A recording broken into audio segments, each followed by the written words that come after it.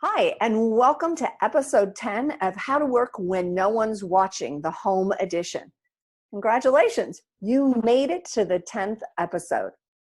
I'm Goodwin, a productivity trainer, speaker, and author, but most of all, I have been your guide through the last 9 lessons. And today, we're going to go to lesson number 10 and wrap this series up.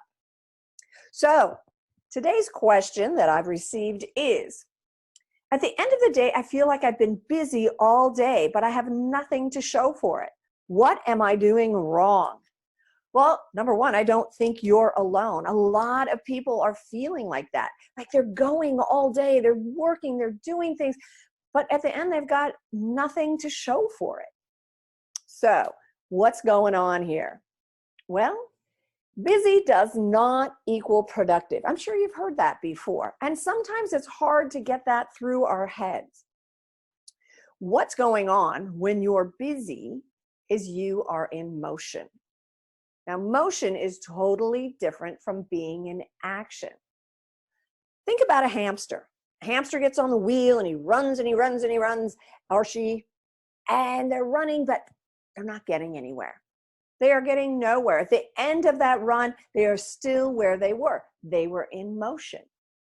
Now, think about, let's say, football. There's a game no one's playing right now, but football. Each time you have it down, you're moving the ball towards the goal. Sometimes it's really, they run 100 yards. Very rarely. But otherwise, it's just moving one step closer to the goal.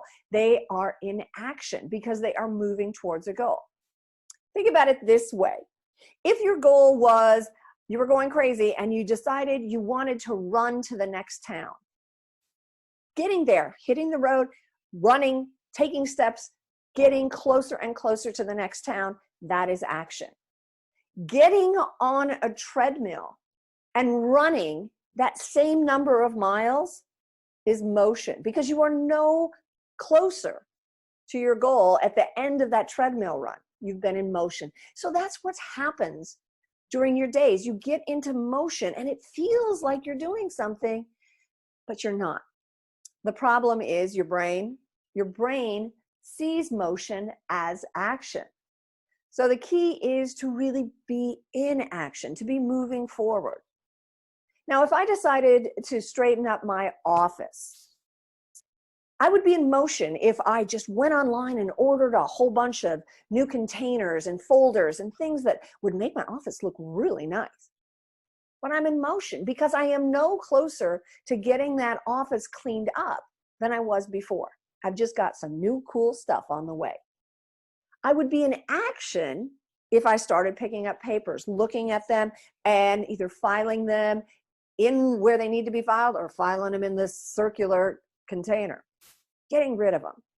I'm in action. I am moving towards getting things done. Now, if let's say I wanted to get in shape. All right, I'm going to use this time and I'm going to get in much better shape than I was. I would be in motion if I spent 2 hours online tracking down the best workout I could do and the best food I could eat. And maybe I'm going to find someone I can follow on YouTube that's doing exercises every day. Great. But until you do an exercise, you touch your toes, you do a downward dog, you stretch, you do a sit-up, you have been in motion. But once you actually do something that's moving you towards your goal, you are in action. So the key here is to know what the difference is when you're in action and when you're in motion and call yourself out. So you can say, hey, you know what? I'm in motion. This is not moving me towards my goal. So that's one of those things. We did this with moments of choice in the first episode where you call yourself out. You have to have a little bit of self-awareness for this. But you can say, hey, is this moving me towards what I need to accomplish? Is it moving me towards an outcome? And if it's not, change it. There's a couple other things you can do. One is you can plan for your outcomes. Decide what it is that your outcome needs to be, and then figure out the actions you're going to do for that. And there's a couple ways you can do that. First, one of my favorites, get this up here, is I'm going to do an outcome list. And an outcome list is, it can be 3 to 5 items that you want to accomplish. So I've got record this video, clean the desk, outline 4 blog posts, etc., etc. What I don't have on here is how I'm going to accomplish those things. I don't have a thing that says, okay, set the computer up, do this, do this. No, I just know what my outcome is to record this video. What I'm going to do is do the tasks that get me to the completion of that outcome. And when that outcome is done, boom, I cross it off. I know I have been in action when I achieve my outcome. Now, 3 to 5 outcomes seems to be a good number for any day. So just grab a Post-it note and write your 5 outcomes down. Now, those are short-term things. That's what you would do for today or tomorrow. You just have those outcomes. This is what I'm going to achieve. And then you figure out what your actions are going to be to make sure that you achieve that outcome. Now, what about things that are further away? Let's say you're working on, we'll go back to the working out. Okay, you want to lose 5 pounds. Okay, and part of your thing is going to be working out. So you're going to need an action plan, not a motion plan, an action plan. We already know motion's not getting you anywhere. You want an action plan. And the action plan is very simple. It's you sitting down, writing out what your goal is, and then writing out the steps that you're going to take to get there. Okay, it's very nice to say I'm going to lose 5 pounds. How? How? Are you going to clean up your eating? Or are you going to plan your meals? Are you going to prep your meals? Are you going to work out every morning? Or maybe you're going to work out in the afternoon? And how are you going to do that? These aren't hard questions, but they are important, because otherwise your goal is, it's just a goal. It's just sitting there. You haven't decided what the action plan is to get you there. So you put your action plan together. I am going to eat the following, and I'm going to get this set up this way, and I will be working out this time, and this will be my incentives. You just plan out how you're going to get to that outcome. So that's an action plan. You're not just winging it, you have an action plan. And one of the key things you also want to add in is something we talked about in episode 1, an if-then plan. Now, an if-then plan is a plan you put together when you're putting that whole action plan together, where you think about what could go wrong and then plan for a way to overcome it. So let's go back to this losing 5 pounds. So it could be simple as, if I eat junk food for lunch, then I'm going to take a 20-minute walk, and I will eat a salad for dinner and take another 20-minute walk, or work out for 20 minutes doing XYZ. If this happens, then I do this. One of the greatest things about if-then plans is they prevent the what the hell effect. And the what the hell effect is when we fall off the wagon of whatever we're trying to do. We fall off that action plan. And once we've fallen off, it's easy to go, what the hell? I failed. I might as well just go all in. I ate junk food for lunch. Boom. I'm getting a pizza for dinner.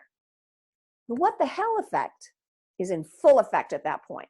But if you use an if-then plan, and you know what you're going to do if that obstacle shows up, then you're going to be able to get right back on track.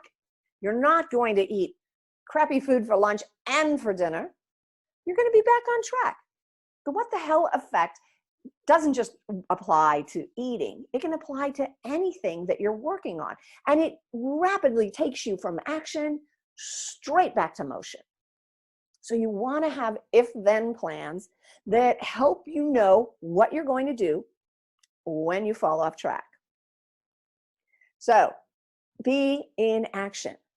Doesn't mean you have to be busy, busy, busy. It means that everything you're doing is moving you towards your outcome. So your actions have an outcome. You're not spinning the wheels. You're not a hamster. Knowing the difference between being in action and being in motion is going to change how you feel at the end of the day. It's going to change what you get done. You're going to have your outcomes. You're going to achieve things. So be in action. Don't be in motion, because action is how things get accomplished, and it stops that busyness fatigue. All right, there we have it. That is 10 lessons in how to work when no one's watching, when you're working at home. I hope you've enjoyed it. We've gone through a lot. We talked about moments of choice in the first episode. We talked about focus, how to really find focus when time is short. Energy, the importance of managing your energy versus managing your time. We talked about productivity pitfalls and how just getting comfortable can be the way that you just get off track. We talked about the importance of controlling what you can control, because sometimes that's all you've got. We talked about procrastination and distractions and disruptions. And one of the best ways to overcome that was accountability. We looked at the importance of 5 minutes and what you can get done. And finally, today, we looked at action and motion. Now, just because it's the end of the series doesn't mean it's the end of us. Oh my gosh, no. There's lots of ways for us to keep in touch. You can join my Facebook group, and it's at ellengoodwin.com on Facebook. You can check out my website, sign up, get my newsletter. You can subscribe to the channel here, and you can listen to the podcast, which we haven't even talked about. I have a podcast with a friend who is an efficiency expert, and it's called the Faster, Easier, Better Show. It's on iTunes. You can find it. And of course, if you want to do a deeper dive, you can grab the book, Done, How to Work When No One's Watching. It's on Amazon. No matter what, you can always reach out to me at ellen@ellengoodwin.com, especially if you're having productivity issues that are really bogging you down, or just little productivity issues that you want to get an idea of what you can do. I'm always here to help. So be safe out there, get things done, and join me in whatever way you like to keep the conversation going.